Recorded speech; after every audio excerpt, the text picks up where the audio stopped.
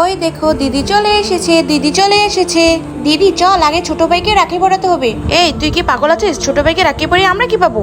কি মজা, দিদি এসেছে। আরে ওরা তো বড় চাচার বাড়িতে চলে গেল। কি হলো, ওরা তো আমাদের পাশে আসলেই না।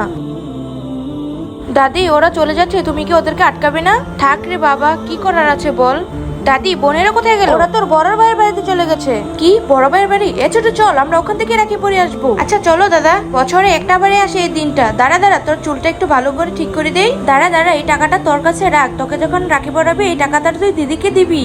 যারা মা বাবাকে ভালোবাসে তারা নিচে থাকা বাটনে ক্লিক করে সাবস্ক্রাইব করে দাও। যারা ভিডিওতে লাইক করে দেবে তাদের মনের আশা যেন আল্লাহ তাআলা পূরণ করে, আমি দোয়া করে দিলাম।